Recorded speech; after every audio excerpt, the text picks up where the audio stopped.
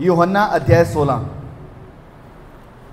यूहन्ना अध्याय 16 वचन 13।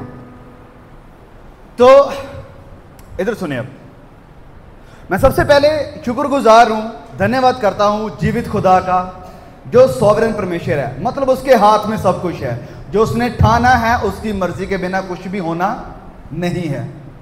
जैसे थोड़ी देर पहले आपको बताया गया कि ये जो मीटिंग थी ये ऑलमोस्ट कैंसिल हो चुकी थी, ऑलमोस्ट कैंसिल हो गई थी। हमने बात कर रहे थे कि कैंसिल कर देंगे, लेकिन प्रभु के दास की प्रार्थनाएं थी, आप सभी इसमें शामिल थे। मुझे बताया था कि हम पूरी कलीसिया प्रार्थना कर रहे हैं, उपवास के साथ प्रार्थना कर रहे हैं। तो खुदा ने ऐसा इंतजाम किया कि संडे को भी हमें पता नहीं था कि आना है या नहीं आना है। मंडे जब बात हुई, न्यूज़ देखी, चीज़ें नॉर्मल लगने लगी, तो फिर हमने फैसला किया कि नहीं, हम जाएंगे, सब कुछ को प्रभु के हाथों में दे देते हैं। सिचुएशन कैसी भी हो, सब कुछ को खुदा के हाथों में देकर टिकट बुक किया और निकले प्रभु के काम के लिए। सो ये रास्ता खोलने वाला परमेश्वर है, इस मीटिंग को रखने वाले खुदा थे। योजना हमारी थी लेकिन पूरा करने वाले परमेश्वर है। उस परमेश्वर के लिए जोर से ताली बजाएंगे सब लोग मिलकर। आमीन। सो मैं आप सबका स्वागत करता हूं प्रभु के उपस्थिति में, खुदा के सच्चे वचनों को जैसे हम सुनने जा रहे हैं। Pastor Santosh, pastor Baban, pastor Manoj, brother Ajay और जितने भी आप सब भाई बहन बैठे हुए हैं और प्रभु के दास हमारे बीच में बैठे, उनकी पूरी टीम के लिए धन्यवाद कि बहुत ही बढ़िया तरीके से उन्होंने वर्शिप को भी लीड किया और शायद कल वो करने वाले हैं खुद भी। So thank you, God bless you all. So please खोलें यूहन्ना अध्याय 16 और उसके वचन 13 को पढ़ेंगे। लिखा है यहां पर, परंतु जब वह अर्थात सत्य का आत्मा आएगा तो तुम्हें सब सत्य का मार्ग बताएगा, क्योंकि वह अपनी ओर से ना कहेगा, परंतु जो कुछ सुनेगा वही कहेगा और आने वाली बातें तुम्हें बताएगा। वह मेरी महिमा करेगा, क्योंकि वह मेरी बातों में से लेकर तुम्हें बताएगा। ओके, ध्यान दे, किससे लेकर बताएगा? कितने लोगों के पास बाइबल है? मेरी बातों में से लेकर तुम्हें बताएगा। कौन बोल रहा है ये? प्रभु यीशु। प्रभु यीशु वायदा कर रहे हैं पवित्र आत्मा के आने का, कि पवित्र आत्मा आएगा। थोड़ी आवाज कम कर दो, थोड़ी सी। पवित्र आत्मा आएगा और उसके आने का पर्पस क्या है? वचन में लिखा है कि वो तुम्हें सब सत्य के मार्ग पर लेकर जाएगा, तुम्हें सच्चाई की तरफ लेकर जाएगा, सच्चाई बताएगा। और सच्चाई कोई नई नहीं होगी कि मुझे नया प्रकाशन मिल रहा है, मुझे ये दर्शन मिल गया, मुझे खुदा ने ये बोल दिया, वो बोल दिया। कोई ऊट पटांग की बातें नहीं होगी। प्रभु यीशु ने कहा वो मेरी बातों में से लेगा और तुम्हें बताएगा। मैं फिर से पढ़ रहा हूं वचन 14 को। वह मेरी महिमा करेगा। पवित्र आत्मा का कार्य, किसकी महिमा है? किसकी महिमा? यीशु की महिमा। हर एक कार्य जो पवित्र आत्मा की तरफ से होगा, पवित्र आत्मा की गाइडेंस से होगा, उसमें यीशु की महिमा होगी, किसी इंसान की नहीं। तो प्रभु यीशु कह रहे कि पवित्र आत्मा मेरी महिमा करेगा। और जो इंसान है महिमा अपनी करवा रहा है, अपने नाम के झंडे गाड़ रहा है, कह रहा है कि हमने ये कर दिया, हमने वो कर दिया, हम यहां पहुंच गए, हम वहां पहुंच गए, मतलब कि उसके अंदर पवित्र आत्मा कार्य नहीं कर रहा है। क्योंकि जिसके अंदर पवित्र आत्मा कार्य करेगा, वचन कहता है कि वो किसकी महिमा करेगा? किसकी? यीशु की। तो फिर आगे प्रभु यीशु फिर आगे कहते हैं वो मेरी महिमा करेगा, क्योंकि वह मेरी बातों में से लेगा और तुम्हें बताएगा। जो कुछ पिता का है वह मेरा है, क्योंकि मैंने कहा कि वह मेरी बातों में से लेकर तुम्हें बताएगा।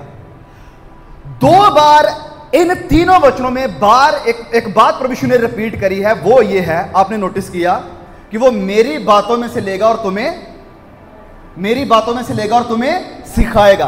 दो बार इस बात को रिपीट किया। तो पवित्र आत्मा क्या करता है? जब पवित्र आत्मा का कार्य होता है, जिस जगह पर पवित्र आत्मा की सामर्थ काम करती है, उस जगह में यीशु के नाम को महिमा मिलती है। यीशु का नाम ऊंचा होता है, लोगों की जुबानों पर एक ही नाम गूंजता है और वो नाम यीशु का नाम गूंजेगा, कोई और नहीं, किसी और चीज का नहीं, वरन सिर्फ यीशु का। और वो पवित्र आत्मा करेगा क्या? यीशु की बातों को लेगा और लोगों तक पहुंचाएगा।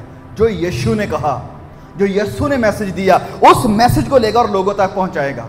अपने मैसेज नहीं कि मुझे ये विजन मिला, एक ये होता है, एक वो होता है, कुछ ऐसा चलता है, वैसा चलता है, बहुत सारी बातें लोग आज करते हैं। लेकिन क्या यीशु की बातों को लेकर सिखाया जा रहा है? ये आज के समय की सबसे बड़ी जरूरत है कि जो वायदा प्रभु यीशु ने किया है, वायदा किसका? पवित्र आत्मा के आने का। दूसरा सहायक, दूसरा सहायक आएगा किसके लिए? प्रभु यीशु की महिमा करवाने के लिए। वो सिखाएगा क्या? कोई नए प्रकाशन नहीं, कोई नई स्टडीज नहीं, कोई नई थियोलॉजी नहीं। वही प्रभु यीशु ने कहा कि वो मेरी बातों में से लेगा और तुम्हें सिखाएगा, यीशु की बातों से सिखाएगा। और आज जब हम मॉडर्न क्रिश्चियनिटी की तरफ नजर उठाते हैं, देखते हैं आज की मसीहत को, तो पवित्र आत्मा के कार्य को और पवित्र आत्मा की सेवकाई को एकदम से बदल दिया गया। एक ऐसा रूप दे दिया गया पवित्र आत्मा के कार्य को जिसके बारे में बाइबल कुछ भी बयान नहीं करती। बाइबल कुछ और बताती है और आज के सेवक कुछ और कर रहे हैं। बाइबल कुछ और बताती है और मॉडर्न क्रिश्चियनिटी कुछ और कर रही है। लेकिन आज हमें जरूरत है कि हम दोबारा वापस जाएं बाइबल की स्टडी पर, वापस जाएं प्रभु यीशु की बातों पर, वापस जाएं कि प्रभु यीशु ने वायदा क्या किया है कि पवित्र आत्मा करेगा क्या। वो क्या करेगा? प्रभु यीशु की बातों में से लेगा और तुम्हें सिखाएगा। प्लीज अपनी बाइबल को रखें अपने पास, पढ़ें इसको बार बार। 2 बार प्रभु यीशु ने इस बात को रिपीट किया कि पवित्र आत्मा आएगा, मेरी बातों में से लेगा और तुम्हें सिखाएगा। तो ये जो कुछ आने वाले दिन हैं, 3 दिन की जो हमारी मीटिंग्स रहेंगी, ये बाइबल स्टडी रहेगी। आप प्लीज इस उम्मीद के साथ बैठे कि मुझे यीशु की बातें सीख के जानी है। कितने तैयार हैं यीशु की बातों को सीखने के लिए? यस, आमीन। हमें यीशु की बातों को सीख कर जाना है और ये जो स्टडी चलेगी ये हम यीशु की बातों को सीखेंगे, जाएंगे वापस कि प्रभु यीशु ने क्या सिखाया था और वापस उसी बुनियाद की तरफ जाएंगे, क्योंकि नींव को हिलाने की कोशिशें करी जा रही हैं और फिर जो नए मसीह आ रहे हैं उन्हें उस नींव पर रखा ही नहीं जा रहा।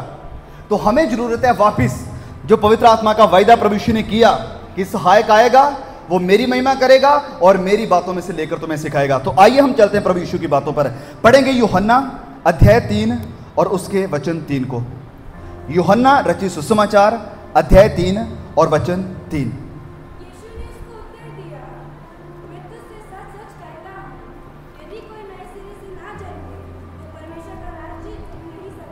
आमीन।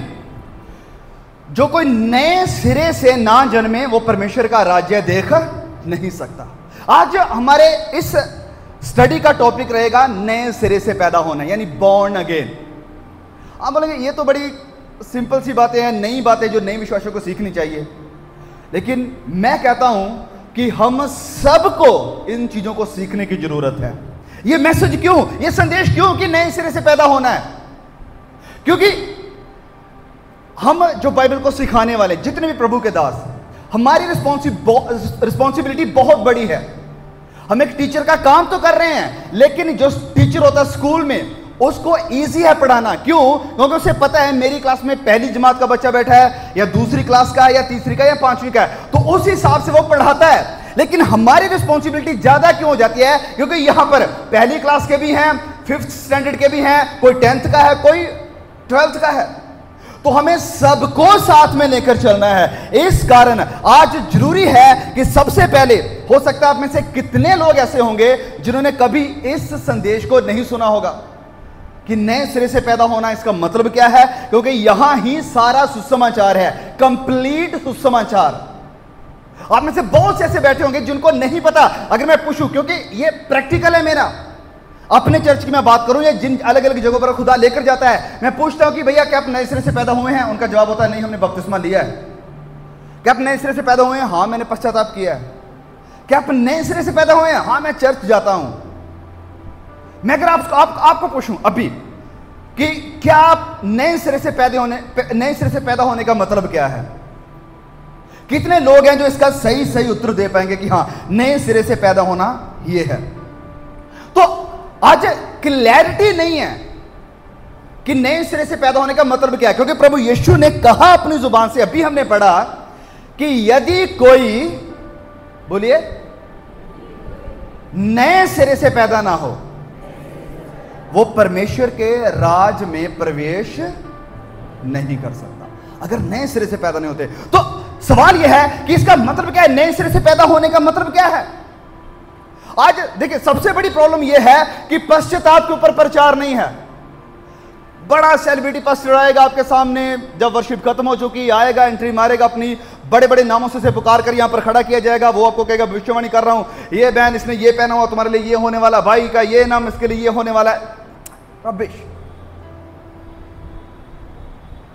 जरूरत है पश्चाताप के मैसेज की। क्या कलीसिया पश्चाताप कर रही है?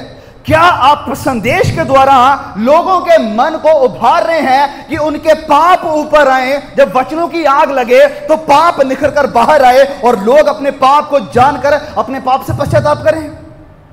यह जरूरत है। और बहुत कम प्रचार मैं देख रहा हूं नए सिरे से पैदा होने को लेकर कि इसका मतलब क्या है, यह क्यों जरूरी है। क्योंकि प्रभु यीशु ने जोर दिया है कि यदि कोई नए सिरे से पैदा ना हो वो परमेश्वर के राज्य में प्रवेश नहीं कर सकता है। यह बात प्रभु यीशु ने कही किसको है? आपको पता है किसको कही है ये बात? आप जानते होंगे, बाइबल पढ़ते हैं। निकोदेमस को। किसको? निकोदेमस। अब निकोदेमस कौन था? निकोदेमस उस समय का बिशप था। कौन था? उस समय का बिशप था। अरे लेकिन एक बिशप को, इतनी बड़ी जिसकी पोजीशन है, उसको क्या जरूरत है ये बोलने की तुझे नए सिरे से पैदा होना है? ही इज ऑलरेडी मैच्योर्ड गाय। वो पढ़ा लिखा इंसान है, सीखा हुआ इंसान है, उसको तो ये शिक्षा नहीं चाहिए। वचन में लिखा है उसके बारे में, जब आप पढ़ेंगे कि वो एक अच्छा इंसान था, भला इंसान था। और फिर उसके बारे में यह भी लिखा है कि वो एक धर्मी पुरुष भी था, वचनों को अच्छी तरह से वो जानता था, वो एक यहूदी था और यहूदियों का सरदार भी था। और एक और बात बताऊं आपको, वो सिखाने वाला था, गुरु था। वो लिखा है वचन में कि वो क्या था? गुरु था। तो इस इंसान को, जो काफी बड़ा हो चुका है, मैच्योर है, बूढ़ा है, बिशप टाइप का, लोगों को सिखाता है धर्म के बारे में, लोगों को सिखाता है यहूदी नेताओं के नीतियों के बारे में, मूसा की व्यवस्था सिखा रहा है, तो उसको प्रभु यीशु क्यों कह रहे हैं कि तुझे नए सिरे से पैदा होने की जरूरत है? क्योंकि आत्मिक रीति से पैदा वो नहीं हुआ था। सारे रीति रिवाजों से होकर आ गया, वो सब कुछ सीख लिया उसने और अब सिखा भी रहा है, गुरु भी बन चुका है, यहूदियों का सरदार भी बना हुआ है, लेकिन नए सिरे से पैदा नहीं हुआ। और इसीलिए प्रभु यीशु ने इसके ऊपर जोर दिया कि आज तुझे जरूरत है नए सिरे से पैदा होने की। आप में से भी कितने ऐसे बिशप के जैसे हो सकते हैं, लंबे समय से विश्वास में हैं, अरे बपतिस्मा भी लिया हुआ है, अरे बाइबल के कुछ वचनों को जानते भी हैं, यहां आकर वर्शिप भी करते हैं, अब बहुत सारे प्रचारकों को भी सुनते हैं, बाइबल को भी पढ़ते हैं, प्रार्थना भी करते हैं, चर्चेस में भी जाते हैं, लेकिन बिशप की तरह प्रभु यीशु आपको कह रहा है कि तुझे नए सिरे से पैदा होने की आज जरूरत है। तो कैसे होंगे हम नए सिरे से पैदा? सवाल अगला ये आ जाता है, what does it mean to be a born again Christian?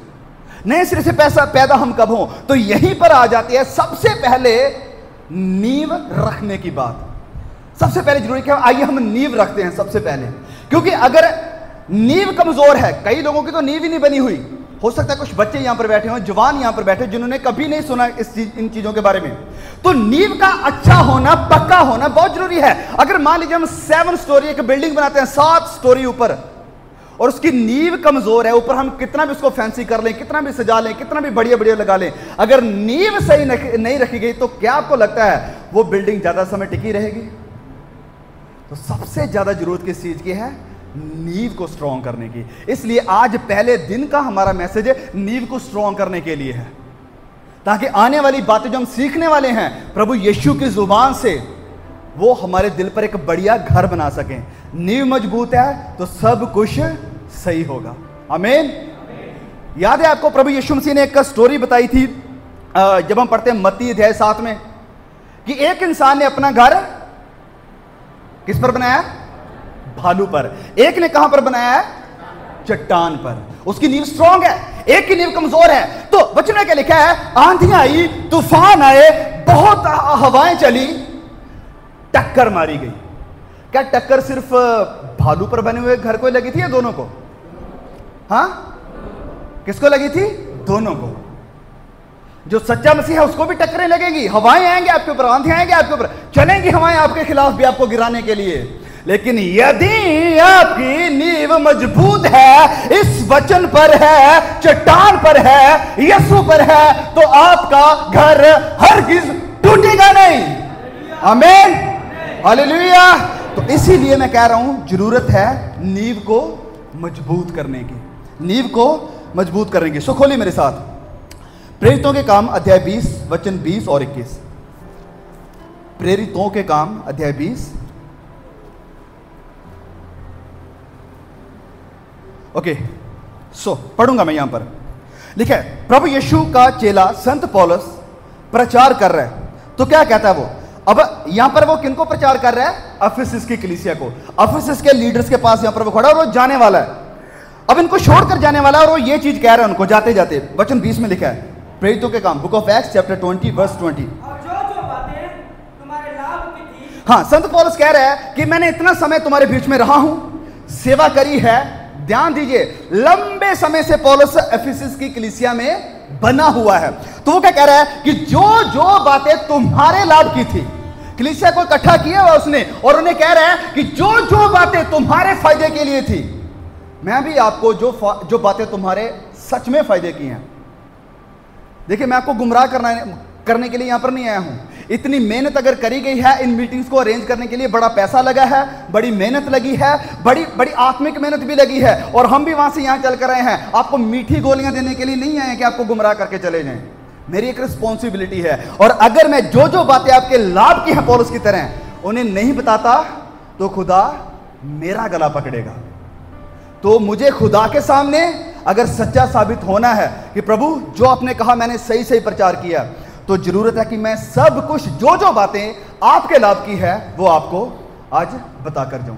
संत पौलुस कह रहा है कि जो जो बातें तुम्हारे लाभ की थी उनको बताने और लोगों के सामने और घर घर सिखाने से कभी ना झिझका, कभी भी नहीं झिझका। जो बातें तुम्हारे लाभ की थी उनको बताने और घर घर में सिखाने से। बोला, मैं घर घर जाकर गया हूं सिखाने के लिए। कौन सी बातें? जो तुम्हारे लाभ की हैं, उसको सिखाने से। बोला, मैं कभी झिझका नहीं, कभी पीछे नहीं हट गया। यार अगर मैं ये बात कहूंगा तो लोगों को बुरा लग जाएगा, यार कल को ये मीटिंग में नहीं आएंगे अगर ऐसी बातें उन्हें सिखाऊंगा तो अगर मैं चाहता हूं कि आगे आने वाले 2 दिनों में ये आप ही आए और भी लोगों को लेकर आए, तो मैं ऐसी बातें नहीं सिखाता हूं जो सुनने में इन्हें बड़ा मजा आए, इनके कानों की खुजली मिटाए,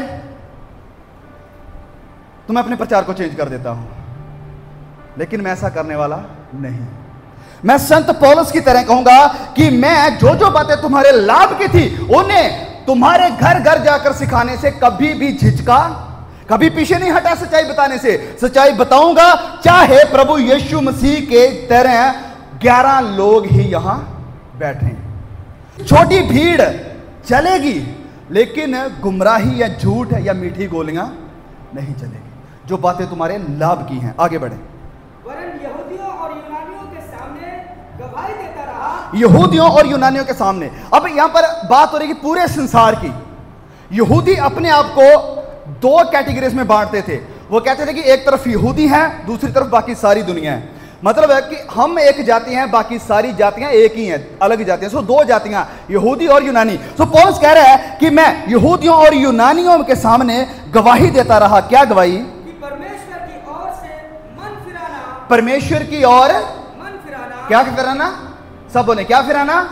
मन फिराना। और हमारे प्रभु यीशु मसीह पर विश्वास करना और चाहिए। प्रभु यीशु पर विश्वास करना चाहिए।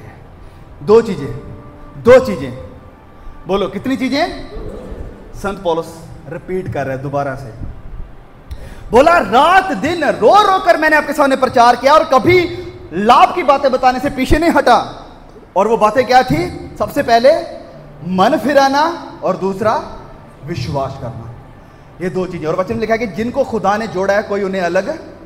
ये पश्चाताप और विश्वास एक सिक्के के 2 पहलू हैं जिन्हें हमें अलग करना नहीं चाहिए, क्योंकि पौलुस ने यही सिखाया अफिसस की कलीसिया को, मन फिराना और विश्वास करना। ये आज आपको भी जानने की जरूरत है मन फिराने के बारे में।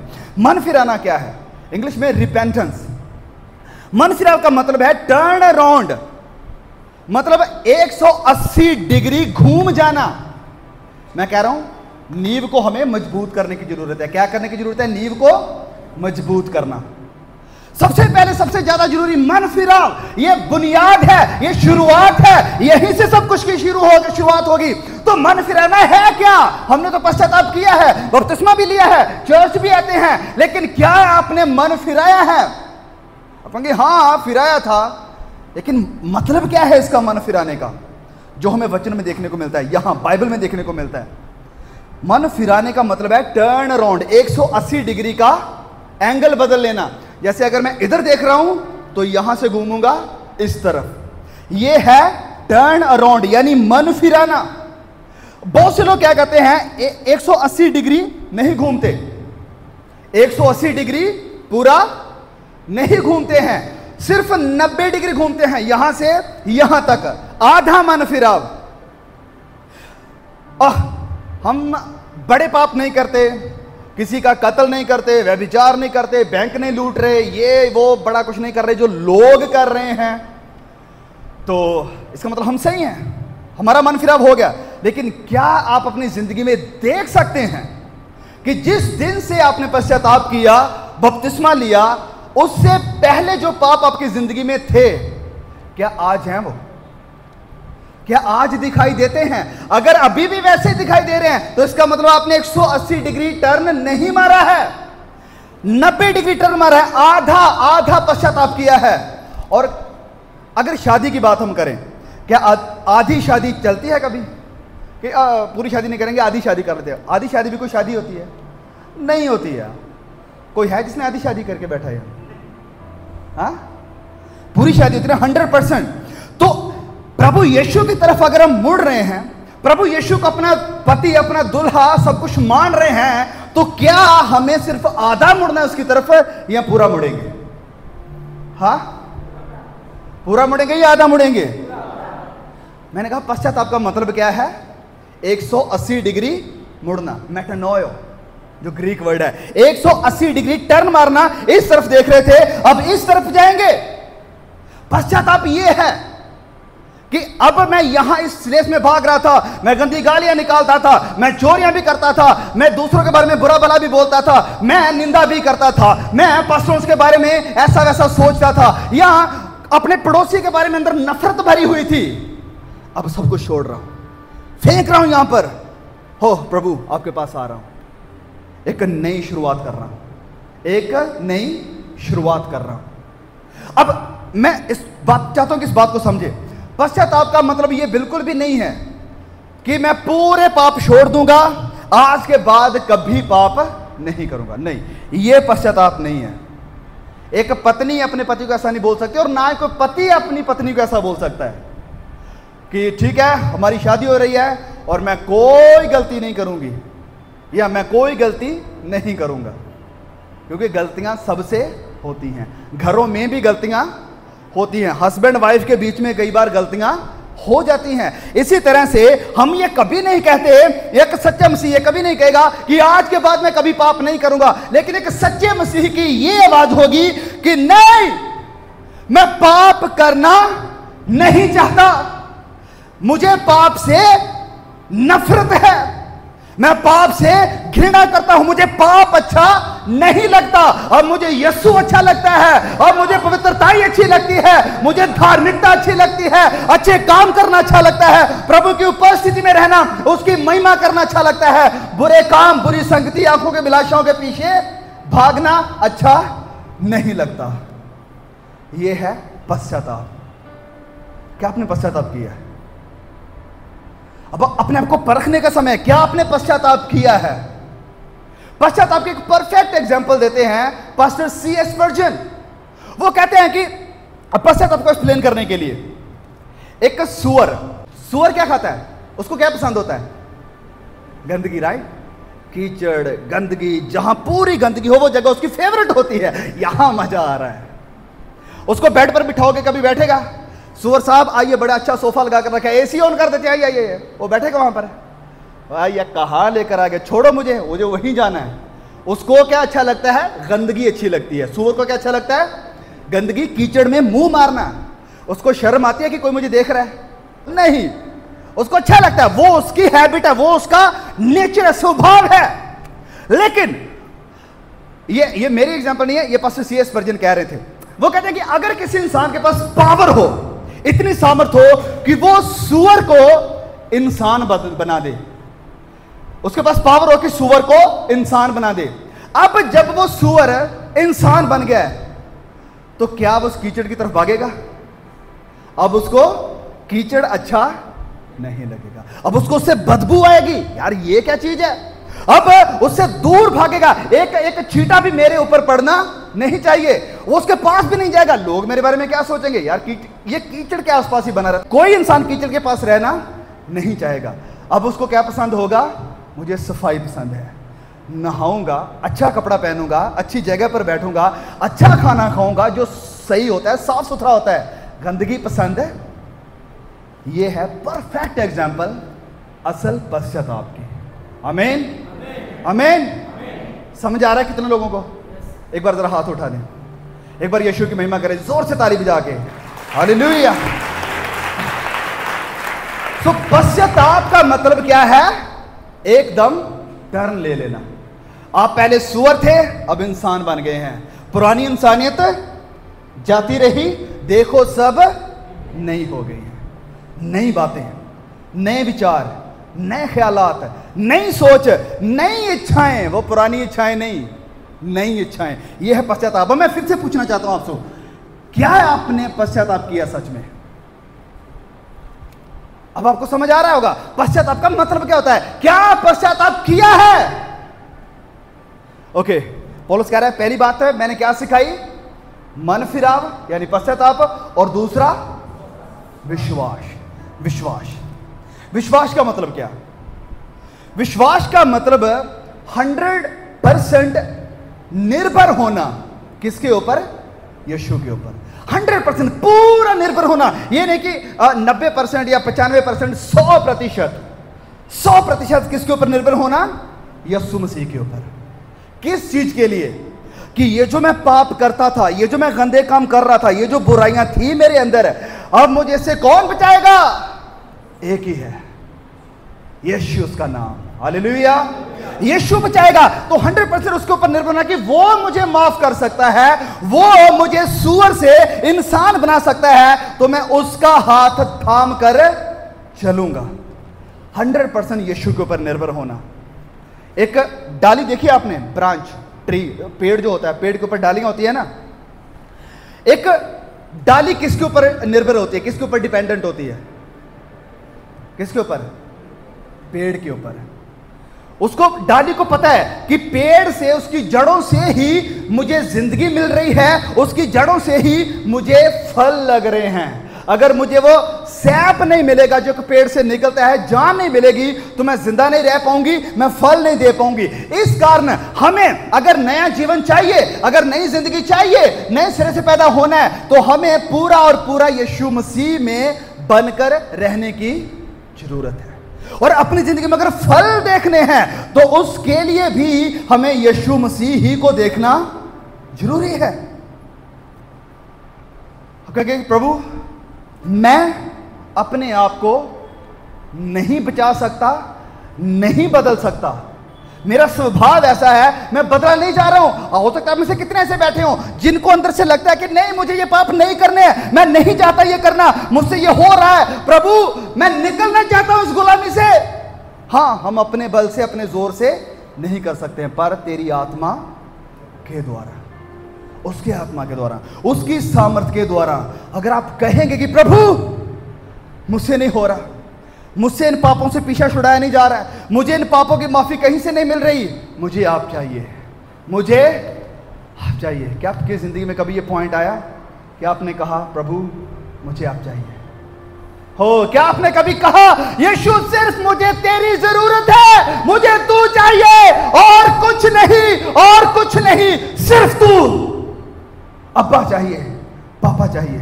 लेकिन प्रॉब्लम क्या है कि हमें अब्बा की चाहत के सिवाय और बहुत कुछ दिया जा रहा है। तुम्हें यीशु के पास आओ, तुम्हें ये मिलेगा, वो मिलेगा, लेकिन मुझे तो यीशु चाहिए। मुझे याद है जॉनी लीवर की एक मैं वीडियो देख रहा था, वो कहते हैं कि एक छोटा बच्चा अपने पापा के पास जाता है। बड़ा गरीब सा परिवार है, गरीब सा उसका पापा है। वो कहते पापा घर के पास एक मेला लगा हुआ है। मेला समझते सारे? यार मेला लगा हुआ है, बहुत खिलौने, बड़ा कुछ खाएंगे पिएंगे, बड़ा कुछ है वहां पर, चलो पापा देखने जाते। पापा बोलता है अरे बेटा क्यों परेशान कर रहे हैं, पैसा नहीं है, क्या करेंगे जाकर? ना तो कुछ खाया जाएगा, ना कुछ लिया जाएगा, ना झूलों के ऊपर झूला जाएगा, तो क्या करेंगे? पापा कोई बात नहीं, कोई बात नहीं, हम वैसे घूम कर आएंगे, थोड़ा लोगों को देख कर आएंगे, मजे करेंगे, घूम फिर कैसे आ जाएंगे, कोई बात नहीं, चलिए चलते हैं। तो पापा बोला चलो, लेकर तो कुछ नहीं भी देना, चलो फिर भी कह रहा है तो उसको ले चलते हैं थोड़ा घुमाने फिराने के लिए, खुश हो जाएगा। तो बच्चा जब अपने पापा के साथ मेले में प्रवेश करता है, वो देख रहा है बहुत सुंदर सुंदर रंग बिरंगे गुब्बारे लगे हुए हैं। पापा पापा मुझे गुब्बारा चाहिए, गुब्बारा चाहिए। पापा बोल रहा है यार थोड़ी शर्म कर, क्यों मेरी बेइज्जती कराएगा, नहीं है पैसे यार।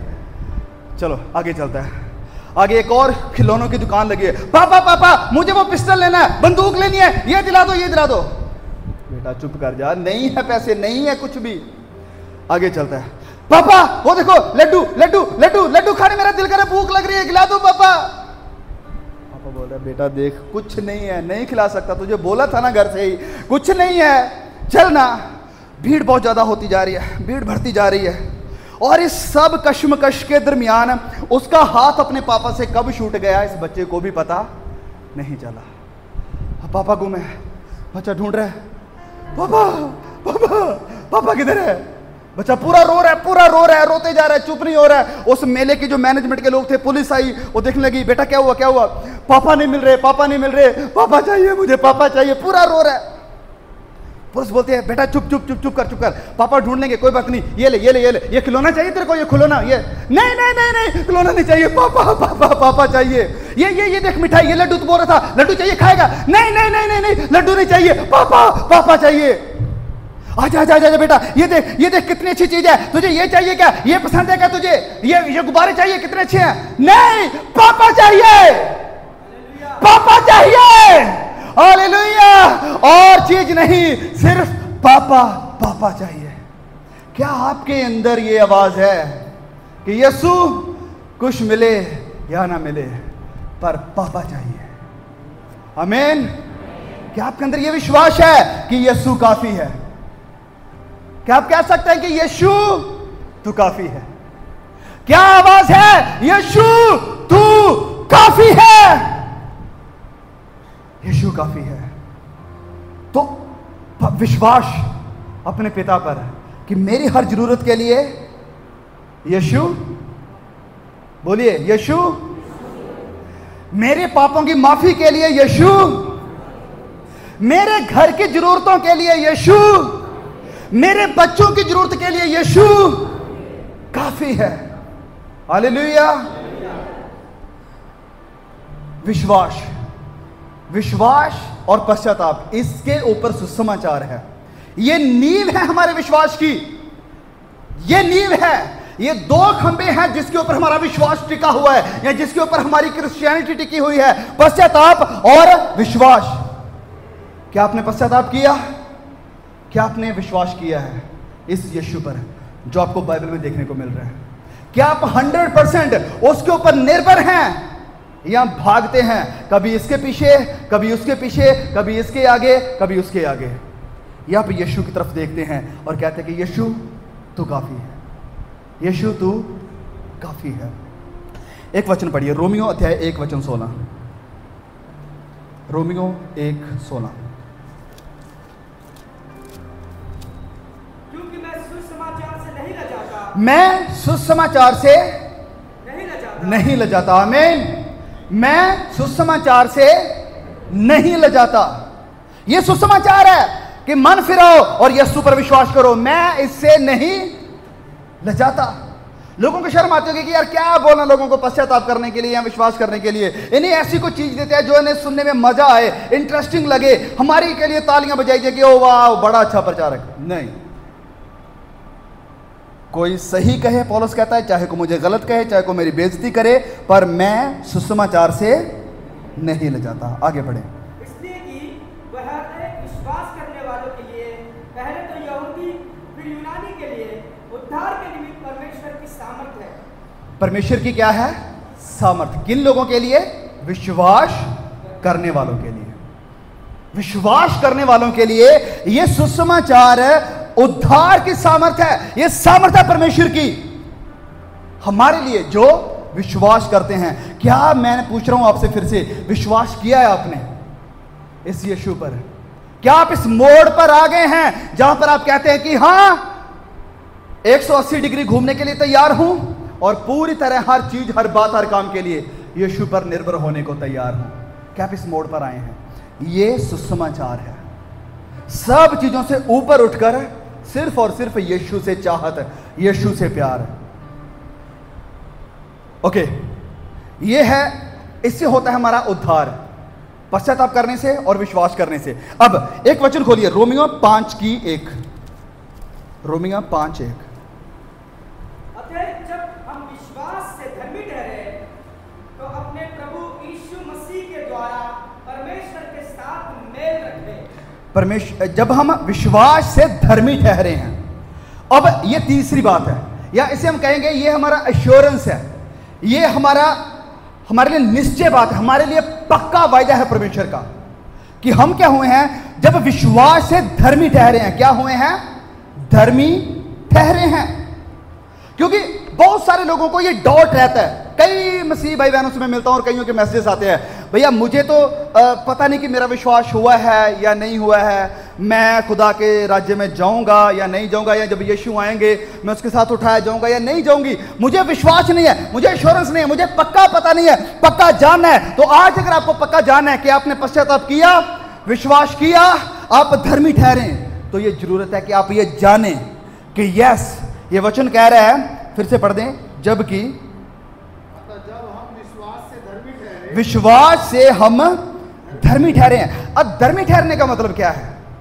धर्मी ठहरना, ये जो वर्ड यूज कर रहा है संत पौलुस, जस्टिफिकेशन या जस्टिफाइड इंग्लिश में लिखा है, इसका ये कोर्ट रूम, अदालत होती है, अदालत समझते सब लोग, अदालत में इस्तेमाल किया जाने वाला शब्द था ये जस्टिफिकेशन। इसका मतलब होता था कि एक अपराधी को ऐसे माफ कर देना, ऐसे जाने देना कि जैसे इसने कोई भी अपराध नहीं किया हो। यह मतलब है धर्मी ठहरने का। और प्रभु यीशु ने हमारे लिए यही किया है, हमें धर्मी ठहरा दिया है। धर्मी ठहरा दिया कि जैसे हमने कोई भी पाप कभी भी किया ना हो। हमें हमारे खिलाफ जो पाप का एक बिल बना हुआ था कि ये आपको झुकाना है, भुगतान करना है इसका, उस सबको मसीह यीशु ने क्रूस पर जाकर साफ कर दिया। वो पूरा भुगतान यीशु मसीह ने कर दिया जब उसने कहा पूरा हुआ। तो वचन में कहा कि जब विश्वास करने के द्वारा कैसे हुआ ये, हम धर्मी कैसे ठहरे हैं? सब बोलेंगे कैसे? सब बोलेंगे कैसे? अपने अच्छे कामों से नहीं कि ओ मैंने तो बपतिस्मा लिया था इस कारण मैं धर्मी ठहरा हूं, ओ मैं तो चर्च जाता हूं इस कारण मैं धर्मी ठहरा हूं, या मैं तो बड़े अच्छे काम कर रहा हूं, भलाई के काम कर रहा हूं इसलिए धर्मी। नहीं नहीं नहीं नहीं, यही खासियत है मसीहत की। यही चीज क्रिश्चियनिटी को बाकी सब धर्मों से अलग करती है। वो ये है कि विश्वास के द्वारा हम धर्मी ठहरे हैं। इफिसियों अध्याय 2 उसके वचन 8 में लिखा है, पढ़ना नहीं है तो देखे कि विश्वास के द्वारा अनुग्रह ही से तुम्हारा उद्धार हुआ है। और ये हमारे कामों से नहीं कि कोई घमंड करे।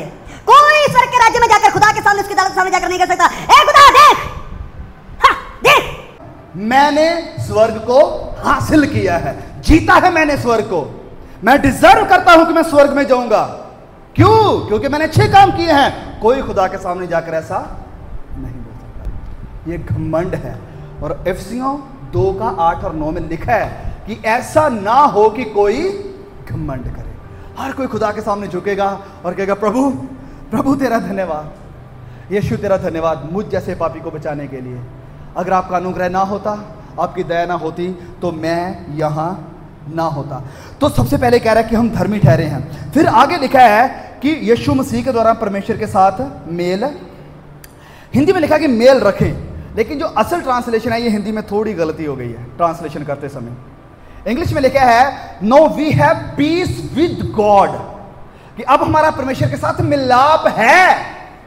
परमेश्वर के साथ अब हमारा, अगर हम धर्मी ठहराए गए हैं तो परमेश्वर के साथ हमारा मिलाप भी हो गया है।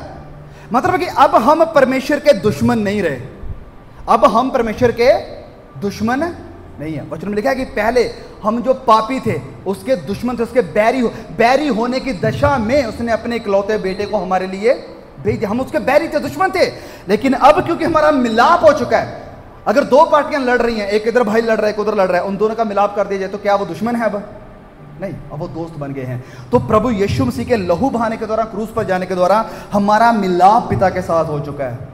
और इसका मतलब यह भी है कि अब वो हमारे पापों को याद नहीं करता, हमारे पापों को याद नहीं करता। और खोलिए मेरे साथ इब्रानियों अध्याय 8 वचन 12। इब्रानियों 8:12।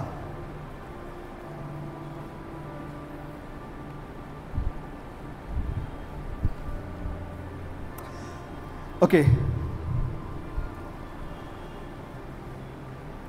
क्योंकि मैं उनके अधर्म के विषय में दयावंत होऊंगा। उनके अधर्म के विषय में दयावंत होऊंगा। उनका अधर्म, पापियों के विषय में अब मैं दयावंत होऊंगा, परमेश्वर कह रहा है। और फिर आगे लिखा है, और उनके पापों को फिर स्मरण ना करूंगा। उनके पापों को फिर अब याद नहीं करूंगा। परमेश्वर हमारे ऊपर दया होगा। वचन लिखा है दयावंत होगा। आई विल फॉरगिव देम, ऐसा लिखा है कि मैं उन्हें माफ करूंगा, उन्हें क्षमा करूंगा और फिर उनके पाप को याद नहीं करूंगा। यह परमेश्वर का वायदा है आपके लिए। परमेश्वर वायदा कर रहा है, आपने कितने भी पाप किए हों, बहुत सारी गलतियां करी हों, कई बार वो चीजें हमें ट्रॉमेटाइज कर सकती है, हमें कई बार परेशान कर सकते हैं कि ये तूने तो ऐसा किया था आज से 10 साल पहले, 15 साल, 20 साल पहले। हाँ है चीजें, लेकिन अब हमारा प्रभु यीशु में ये अश्योरेंस है, ये शांति है कि हाँ वो था, लेकिन प्रभु यीशु ने वायदा किया है मेरे साथ कि मैं तेरे पाप को स्मरण नहीं करता। तो शैतान अपना बिस्तर उठा और निकल, मुझे परेशान करना बंद कर दे। तेरा दाव नहीं चलेगा, क्योंकि मैं वचन को जानता हूं, वचन को जानती हूं। परमेश्वर ने वायदा किया है कि मैं तेरे पाप को फिर याद नहीं करूंगा। लेकिन बहुत से ऐसे लोग हैं जो अभी भी अपने पुराने पापों को लेकर बैठे हुए हैं। मैंने ये किया था, मुझे तो पता नहीं परमेश्वर ने मुझे माफ़ किया होगा या नहीं किया होगा। भैया मुझसे ये गलती हो गई थी, मैंने पश्चाताप तो किया था, लेकिन मुझे अभी भी यकीन है कि खुदा ने मुझे माफ़ कर दिया है या नहीं कर दिया है। सुनो, प्रभु ने माफ़ कर दिया है और वचन में वायदा है कि उसने याद भी नहीं किया। अब वो याद भी नहीं करता है। ये सब हुआ कैसे है? हुआ है क्रूस के द्वारा।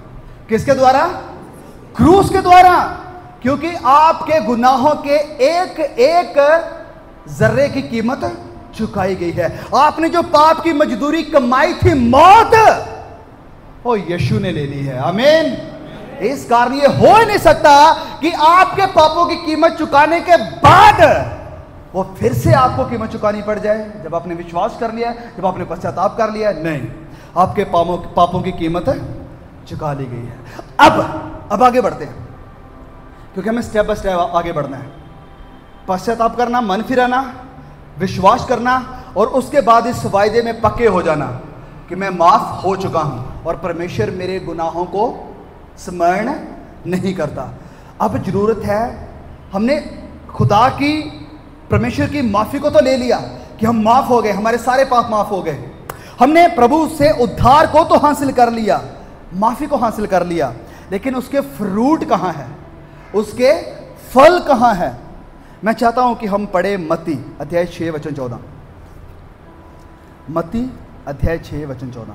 इसलिए यदि तुम मनुष्य के अपराधों को क्षमा करोगे तो तुम्हारा स्वर्गीय पिता भी तुम्हें क्षमा करेगा। आगे 15। यदि तुम मनुष्य के अपराध क्षमा ना करोगे तो तुम्हारा पिता भी तुम्हारे अपराध क्षमा ना करेगा। ओ, कितने लोगों ने सुना इस वचन को कि यदि तुम दूसरों के पाप माफ नहीं करोगे तो तुम्हारा स्वर्गीय पिता भी तुम्हारे पाप माफ। ये मेरी अपनी टीचिंग नहीं है। इन केस कोई कहे कि भैया ये तो तुम क्या सिखा रहे हो, किसकी जुबान से निकल रही है ये बातें? किसकी जुबान से? कौन कह रहे? यीशु खुद कह रहा है। मैं तो खुद हैरान हूं कि इन चीजों को क्यों नहीं सिखाया गया आज तक। मैंने कभी किसी प्रचारक से क्यों नहीं सुने ये सच्चाइयां कि अगर तुम किसी को माफ नहीं करते तो तुम भी माफ किए नहीं जाओगे। ये मेरी अपनी कोई विचार नहीं है। हमने मीटिंग का थीम याद रखना है, क्या है कि पवित्र आत्मा आएगा, वो मेरी बातों में से लेकर तुम्हें सिखाएगा। किसकी बातों? यीशु की बातों को। यीशु की बातें क्या कह रही हैं कि यदि तुम मनुष्यों के अपराध क्षमा करोगे तो तुम्हारा स्वर्गीय पिता भी तुम्हारे पाप क्षमा करेगा, और यदि नहीं करोगे तो तुम्हारे पाप भी माफ नहीं होंगे। अब इस सब का मतलब क्या है? इसका मतलब है कि हमारे अंदर अब आत्मा के फल दिखाई देने चाहिए। जो दया हमने खुदा से, परमेश्वर से ली है, वही दया अब हमें दूसरों पर भी अब आवाज नहीं आ रही बहुत सारे लोगों की। अभी मैं कहता ना अबे बहन तुम्हारा वीजा लग रहा है, तुम्हारे अकाउंट में ये पैसा आमीन, नहीं नहीं, वो नहीं यहां मिलेगा। मुझे नहीं पता कितने लोग कल आएंगे, लेकिन यहां पर आपके आत्मा की बात हो रही है, आपके आत्मा को बचाए जाने की बात हो रही है। अरे संसार और संसार की चीजें हासिल करने का क्या फायदा यदि तुम्हारी जान बचाई ना जाए। यीशु ने खुद कहा कि इंसान को क्या लाभ होगा यदि वो सारी दुनिया को हासिल कर ले पर अपने प्राण का क्या हानि उठाए। क्या फायदा आशीषों बरकतों ये वो सब कुछ हासिल करने का अगर आज तक अभी तक हमने यीशु की बात को माना ही नहीं, यीशु की इन बातों को सुना ही नहीं, समझा ही नहीं। वो कह रहा है कि अगर तुम क्षमा नहीं करोगे तुम्हारे पाप भी क्षमा नहीं होंगे, अगर तुम दया नहीं करोगे तुम्हारे ऊपर भी दया। ये मैं नहीं कह रहा हूं, बाइबल आपके हाथ में है, पढ़ो जाके।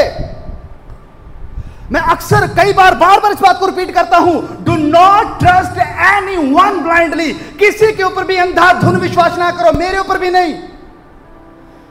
शुक्र है खुदा का, शुक्र है परमेश्वर का और उसके बंदों का, विलियम कैरी जैसे लोगों का, जिनकी वजह से उनकी मेहनत के कारण बाइबल हमारे हाथों में है।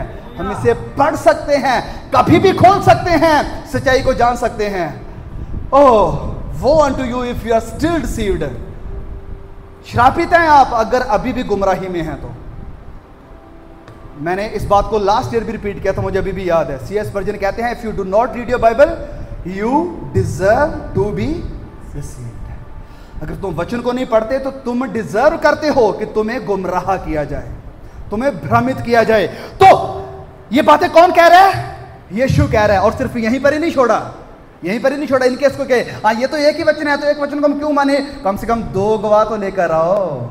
चलिए दूसरा गवाह देखते हैं। मत्ती अध्याय 18 वचन 21। मत्ती 18:21। तो पतरस ने पास आकर उससे कहा, हे प्रभु, यदि मेरा भाई अपराध करता रहे तो मैं कितनी बार उसे क्षमा करूं? क्या 7 बार तक? यीशु ने उससे कहा। ओके, अब वचन सीधा 35 में आ जाए, मैं इसको एक्सप्लेन करता हूं। 35 में लास्ट वचन पढ़ लो। 35। इसी प्रकार यदि, मैं कहता हूं ध्यान से सुनिए इस वचन को, यदि तुम में से हर एक अपने भाई को आवाज नहीं आ रही, मन से क्षमा नहीं करेगा तो मेरा पिता जो स्वर्ग में है, मेरा पिता जो स्वर्ग में है तुमसे भी वैसा ही करेगा। ओ, कितने लोगों ने पढ़ा कभी ये वचन? हो सकता है पढ़ा बड़ी बार हो, मैंने भी बड़ी बार पढ़ा था, लेकिन कभी इसे समझा नहीं। प्रभु यीशु, हो सकता है कोई अगर प्रभु यीशु ने एक ही बार किया होता ना, जो हम पढ़ कर आए थे पहले मत्ती 6 में, तो कोई यार हो सकता है यीशु से गलती हो गई, एक बार उसकी जुबान से निकल गया हो, लेकिन दोबारा गलती वो नहीं कर सकता। समझ आ रहा है? दोबारा रिपीट किया इस बात को, और अब एक एग्जाम्पल के साथ रिपीट किया, एक एग्जाम्पल देकर। इन केस कोई फिर मिसअंडरस्टैंड कर जाए कि प्रभु यीशु ने तो ऐसे बोल दिया था, अब वो उदाहरण भी दे रहा है। उदाहरण क्या थी कि एक इंसान था जिसने एक राजा का कम से कम 500 करोड़ रुपए देना था, उधारी था। याद है ना सभी लोगों को स्टोरी? एक इंसान था, उसका, मैं तो अपनी तरफ से पैसे बता रहा हूं, वहां कुछ और बताया हुआ है, 500 करोड़ देना है राजा को। तो वो राजा के पास आ रहा, राजा प्लीज मुझसे नहीं हो पाएगा, इतना बड़ा धन मैं कैसे आपको दूंगा, क्षमा कर दो मुझे। बहुत रो रहा है, और राजा ने क्षमा कर दिया। चल ठीक है यार, जा, तेरा 500 करोड़ खत्म, माफ कर दे तुझे, जा। अब जब ये बंदा बाहर जा रहा है महल से, तो रास्ते में गेट पर उसको एक इंसान मिलता, हाँ भैया 500 रुपए लिए थे, कब दोगे? हाँ कब दोगे? वो भी, भैया प्लीज मेरे पास 500 नहीं है, बच्चे हैं, बच्चों की पढ़ाई लिखाई सब कुछ का बड़ा खर्चा है, बड़ी मुश्किल हो रहा है पैसा जमा करना, प्लीज मुझ पर दया करो, मैं कर दूंगा, दे दूंगा, जब होंगे मैं दे दूंगा। अभी के अभी चाहिए, निकाल दे, अभी पैसे निकाल। तो वो क्या करता, उसको दे तेरी की मारना शुरू कर देता है। बहुत मार रहा है।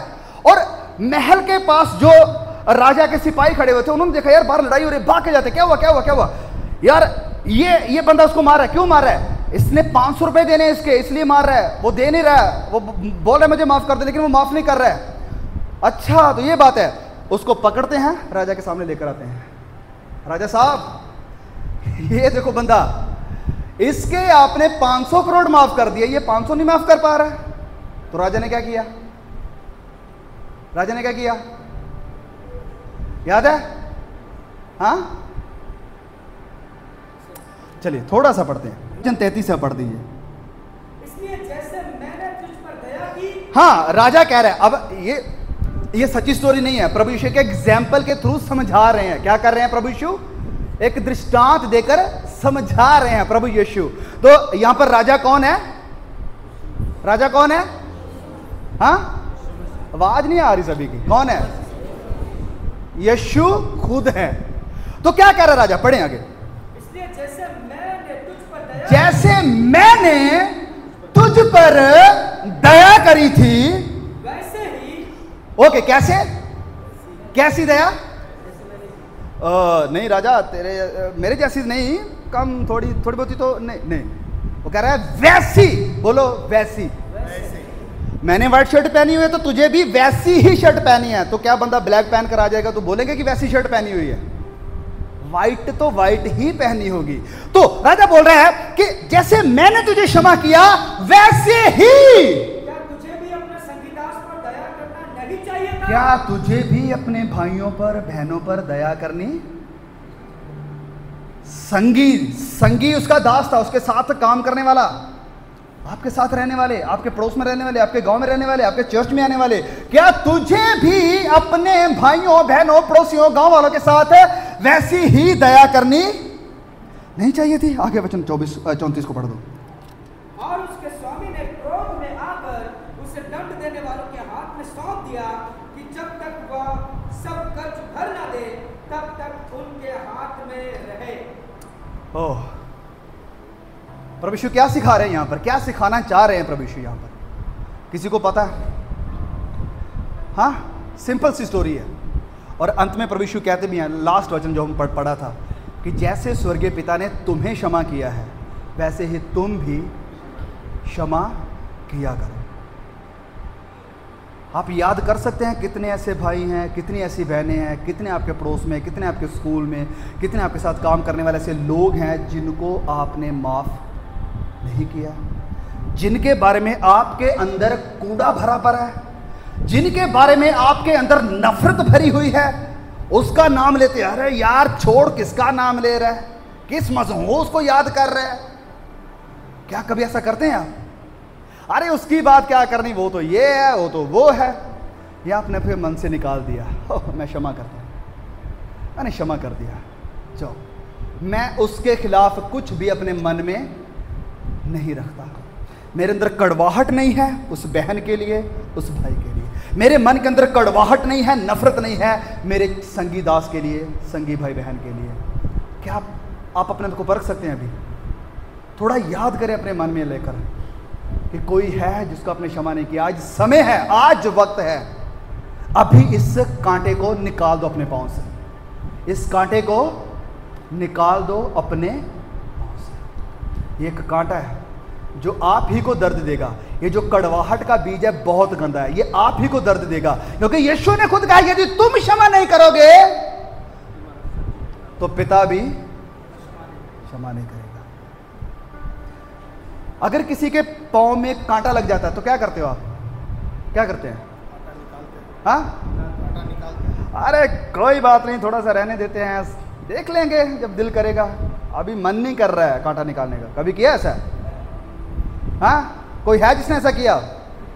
बड़ा मजा आ रहा है यार इस कांटे के साथ। तो हम क्या करते हैं, कांटा उसी समय एक खड़ा होया जाना है, हम उसी समय उसको निकालने की कितने कांटे लेकर बैठे हैं आप। क्या आज आप निकालेंगे? क्या आप निकालने के लिए तैयार हैं भाइयों? क्या आप निकालने के लिए तैयार हैं बहनों? यीशु भी आपको इसी वक्त आपके सारे पाप क्षमा करने के लिए तैयार बैठा है। आमीन। मैं कह रहा हूं ये अपनी तरफ से मेरा कुछ नहीं है, बाइबल आपके सामने है। हाँ, वो बात अलग है कि आज ये सिखाया नहीं जा रहा है, वो बात अलग है कि कभी इन चीजों के ऊपर आपका मनन नहीं होता है, लेकिन आज समय की खुदा ने, पवित्र आत्मा ने यीशु की बातों को आपको सिखाया है। वो मेरी बातों में से लेगा और तुम्हें, हाँ याद है वायदा पवित्र आत्मा का, पवित्र आत्मा मेरी बातों में से लेगा और तुम्हें सिखाएगा। अब एक चीज को मैं यहां पर क्लियर करना चाहता हूं। इनकेस किसी के मन में ये है, यार तो वो भाई तो ऐसा है, वो बहन तो ऐसी है, उसने हमारे घर को उजाड़ देने की कोशिश करी थी, उसने हमारी शादी को तोड़ देने के लिए कोशिश करी थी, तो क्या मुझे दोबारा उसके साथ मिलना चाहिए? जवाब है नहीं। हो सकता है आपको मिलना जरूरी नहीं है, लेकिन आपके अंदर उसके प्रति नफरत या कड़वाहट होनी, क्षमा कर दो उसको दिल से।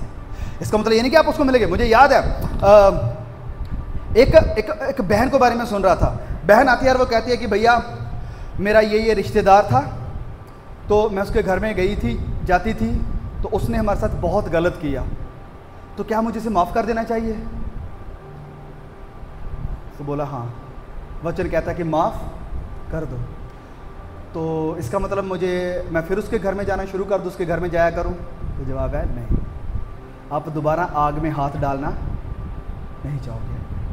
तो जरूरी नहीं है कि आप उसके साथ, जैसे एक बाइबल से एग्जांपल देखते हैं, सदूकी और फरीसी, प्रभु यीशु के मन में उनके प्रति कोई नफरत नहीं थी, कोई कड़वाहट नहीं थी। हालांकि वो बहुत कुछ बोल रहे थे प्रभु यीशु के खिलाफ, और प्रभु यीशु ने भी उनके सामने सच्चाई रखने की कोशिश करी, लेकिन एट द एंड जब प्रभु यीशु क्रूस पर है तो क्या प्रार्थना कर रहे हैं? क्या प्रार्थना कर रहे हैं? क्या इजी था? जो लोग चिल्ला रहे थे इसे क्रूस पर चढ़ा दो, हमें बरअब्बा चलेगा, लेकिन यीशु नहीं, इसे क्रूस दो। पिता ने क्षमा कर, पिता ने क्षमा कर। आपके साथ तो किसी ने ऐसा नहीं किया, हो सकता किया भी हो, लेकिन आपके दिल में कोई ग्रज, कोई कड़वाहट, कोई नफरत रहनी नहीं चाहिए। अभी कभी निकालो, अभी कभी अकाउंट साफ करो, अपना खाता साफ करो, और दूसरा क्या सोच रहा है आपके बारे में कोई फर्क नहीं पड़ता, लेकिन आप यीशु के सामने क्लियर होना चाहते हैं। आमीन, आमीन। ओ, कितने लोगों को बात समझ में आ रही है? ओके, तो प्रचार को रोक दे। यहां पर कोई घड़ी तो नहीं देख रहा? थोड़ी सी बातें हैं, क्या सीखेंगे? ओके, मैं चाहता हूं कि थोड़ी सी 1-2 पॉइंट और हैं, क्योंकि ये जरूरी है। मैं थोड़ा जल्दी अब जाऊंगा। ओके, चौथी बात, पहली बात था पश्चाताप, हो गया। दूसरा क्या था? विश्वास, हो गया। उसके बाद था प्रभु यीशु के ऊपर भरोसा, एश्योरेंस हमारा कि हम माफ हो चुके हैं। चौथी बात थी कि माफी पाई है तो माफी देनी भी है, दया हुई है तो दया करनी भी है।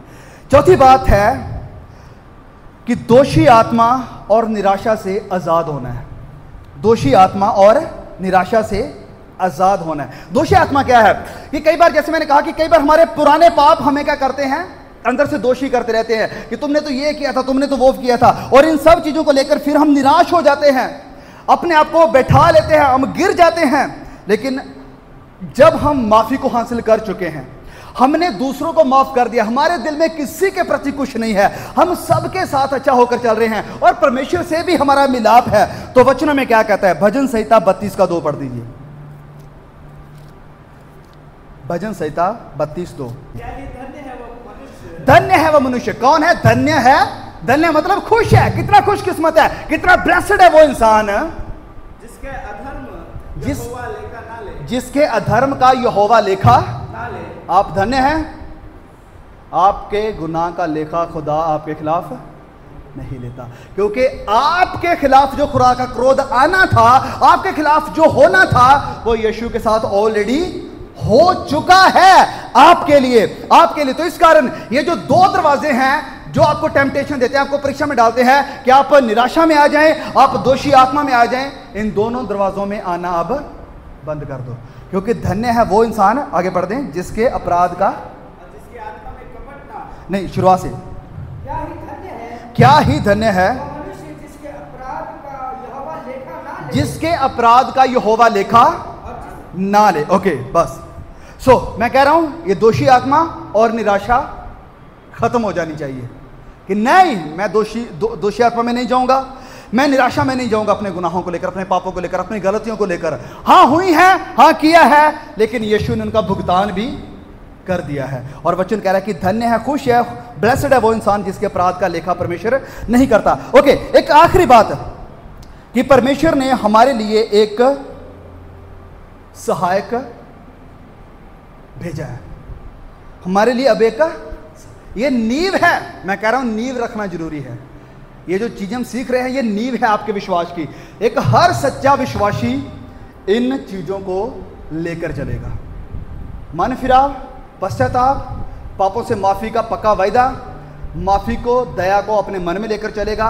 और फिर उसके अंदर दोषी आत्मा नहीं है, उसके अंदर निराशा नहीं है, और फिर अगली बात, उससे भरोसा है कि पवित्र आत्मा मैं अकेला नहीं हूं, मददगार मेरे साथ है, क्योंकि उसका प्रभु यीशु मसीह ने वायदा किया है। पवित्र आत्मा जब हमारे अंदर आता है तो वो हमारी मदद करता है कि हम एक जयवंत जिंदगी जिए। कैसी जिंदगी? जयवंत जिंदगी, निराशा से भरी हुई नहीं, लड़ाई झगड़ों से या कमजोरियों से भरी हुई नहीं, जयवंत जिंदगी। किसकी मदद से? पवित्र आत्मा की मदद से। और जिसके अंदर पवित्र आत्मा है वो जयवंत है। संसार के लोभ के ऊपर, पैसे के लोभ के ऊपर, शरीर के प्रलोभनों के ऊपर वो जयवंत है। आमीन। जिसके अंदर पवित्र आत्मा है। पवित्र आत्मा का कार्य क्या है? काम क्या है? आपको पवित्र बनाना। मुझे याद है मैंने लास्ट टाइम भी ये बात करी थी। अगर किसी के अंदर दुष्ट आत्मा आता है तो उसको क्या कर देता है? दुष्ट कर देता है। किसी के अंदर गंदा आत्मा आता है तो उसको क्या कर देता है? गंदा कर देता है। और जब पवित्र आत्मा आता है तो क्या करता है? वो क्या कर देता है? कई लोगों को लगता है वो गिरा देता है। कभी देखा आपने बाइबल में ऐसा? हाँ, मैंने नहीं देखा। अगर कभी मिले तो मुझे बताना कि पवित्र आत्मा आया और लोग गिर गए। पवित्र आत्मा जब आता है तो वो करता है, पवित्र करता है। क्या करेगा वो? मेरी बातों को तुम्हें सिखाएगा। जब आप यीशु की बातों को सीखेंगे तो हम क्या होंगे? पवित्र होंगे। जो अभी चीज़ हम सीख कर रहे हैं। मैं चाहता हूँ एक वचन पढ़ें और उसके बाद हम रोकेंगे। पहला कुरिन्थियों 3:16-17 काफ़ी मशहूर वचन है।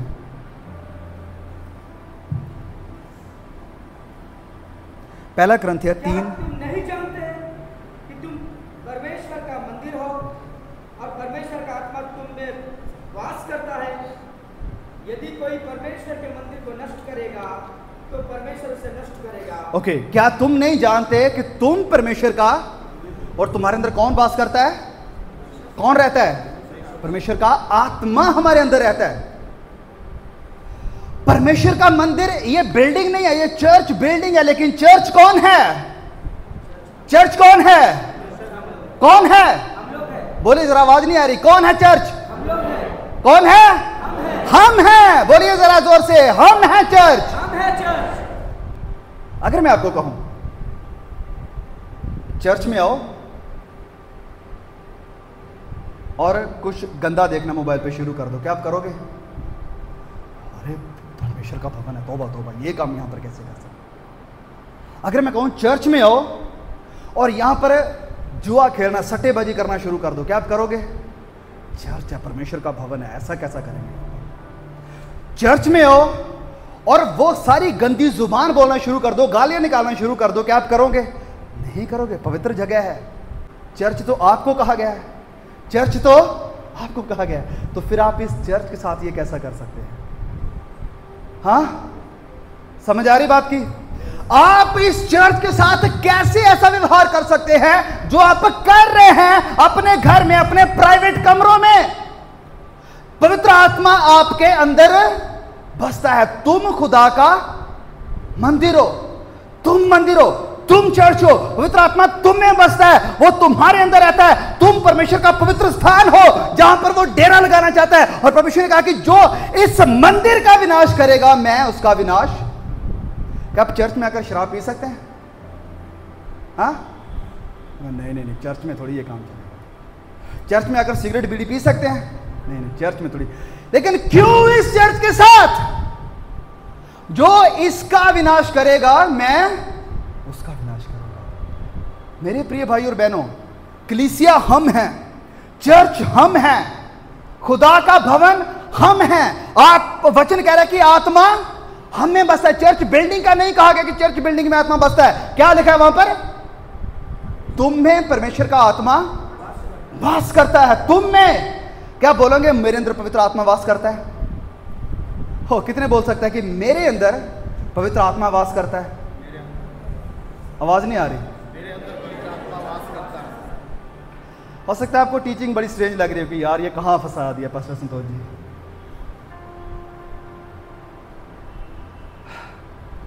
लेकिन ये चीजें जानना जरूरी है। जैसे आज से 500-600 साल पहले जब रोमन कैथोलिक रूल में था, बहुत करप्ट शिक्षाएं वहां पर चल रही थी, बड़ी गंदी शिक्षाएं, बड़ी गलत वचनों को तोड़ा जा रहा था, बड़ा कुछ गलत हो रहा था। मार्टिन लूथर उठा था और जब उसने अपने ही चर्च के खिलाफ बोलना शुरू किया, वो कोई गलत नहीं करना चाहता था, वो अपने चर्च को सही करना चाहता था कि ये हम गलत कर रहे हैं, ये वचनों के हिसाब से नहीं है। तो लोगों ने मार्टिन लूथर को क्या करने की कोशिश करी? मार डालने की कोशिश करी। ये कुछ नई बातें सिखा रहा है, ये क्या सिखा रहा है, क्या वचन की बातें कर रहा है, ये नहीं चाहिए, चल चल चल चल निकल। प्रियो, यही आज मैं दोबारा करने की कोशिश कर रहा हूं कि जो वचन दिया है हमें, ये वचन मिला है हमें परमेश्वर की तरफ से, ये जो खुदा का पैगाम है, खुदा का मैसेज है, व्हाट्सएप मैसेज है, मेरे और आपके लिए परमेश्वर की आवाज आ रही है, क्या हम इसको मानेंगे? क्या हम इसे मानेंगे? ओ, मैं फिर से पूछ रहा हूं, क्या हम इसे मानेंगे कि मैं परमेश्वर का मंदिर हूं? मैं परमेश्वर का मंदिर हूं, मेरे अंदर परमेश्वर का आत्मा वास करता है।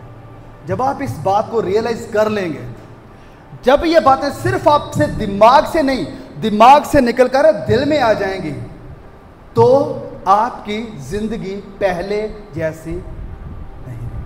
आपको पता सबसे बड़ी दूरी क्या है इस कमरे में? सबसे बड़ी दूरी क्या है? क्या वो फ्लोर से लेकर छत तक है? नहीं। सबसे बड़ी दूरी क्या हो? इस दीवार से लेकर उस दीवार तक है? नहीं। इस दीवार से उस दीवार नहीं। सबसे बड़ी दूरी क्या है?